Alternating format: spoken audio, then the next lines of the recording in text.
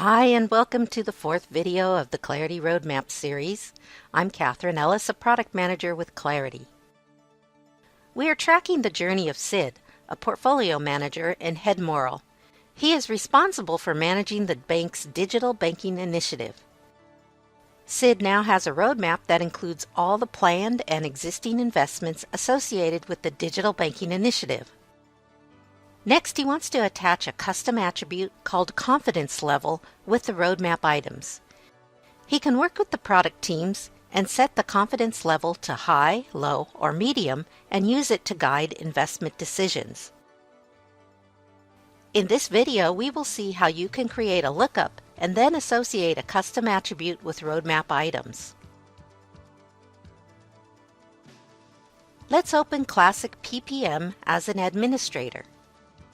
We need to open the Roadmaps item object and add a custom attribute to it. Let's locate and open it. We can now review the attributes that are associated with this object. We have to create a new attribute.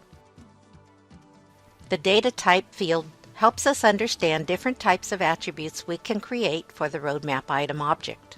We are interested in creating the Lookup attribute with multiple values. The lookup attribute can be linked to an existing lookup in the system. Let's first create a lookup and then associate it with a custom attribute. Let's create the custom lookup and we'll call it the confidence level. Specify a valid ID and save it. We will now add values to this lookup. The lookup needs to have 3 values: high, medium, and low.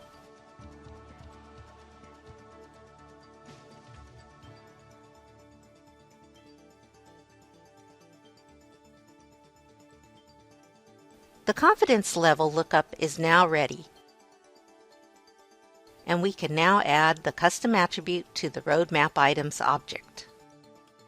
Within the Roadmap Item object, let's create a new attribute. Let's populate the name and ID, which are mandatory fields, and select the Lookup Data Type. We need to locate and select the confidence level lookup.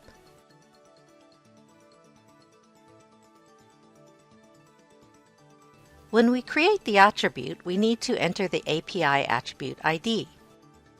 Remember that the ID must begin with the lowercase letter and should have an underscore after the letter.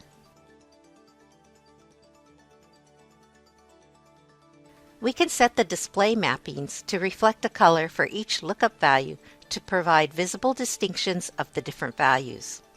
After we save our changes, let's open the roadmap. Let's navigate to the grid view and add the confidence level attribute to the grid. When you change the value of this attribute, the color of the cell automatically changes based on the display mapping. Sid is now confident that he can quickly add custom attributes to roadmaps in Clarity. Thank you for watching this video.